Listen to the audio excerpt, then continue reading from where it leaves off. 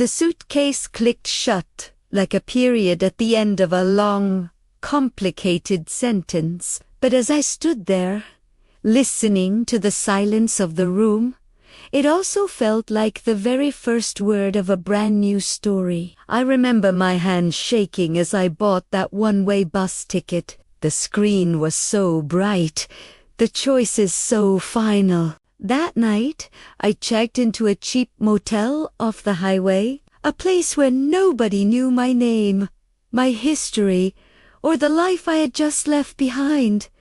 That first evening alone was terrifying. It felt like standing on the edge of a cliff, staring out into something vast, dark, and completely uncertain. The fear was real, a cold knot in my stomach. But then came the first small victory. I walked to a nearby diner, sat in a booth by myself, and ordered exactly what I wanted to eat, without asking for anyone's opinion. Eating that simple meal, slowly, deliberately, in total silence, that felt like winning. It was a small, quiet moment, but it was entirely mine. It was the first brick in the foundation of my new life. He always said I couldn't do it. He'd say, "Women our age don't just walk away and start over. The world isn't built for that."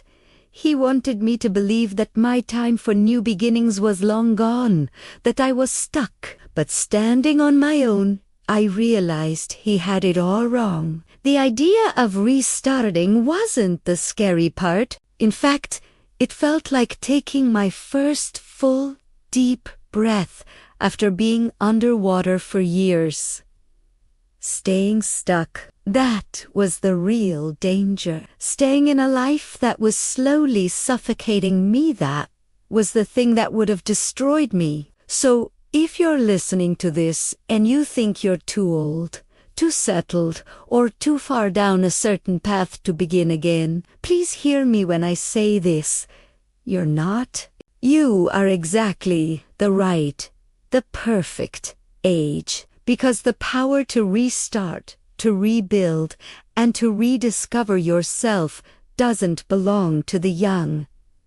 It doesn't have an expiration date. It belongs to the brave. And bravery, my friends, looks absolutely beautiful at any age. Thank you for listening. If this resonated with you, consider subscribing for more stories about finding your way.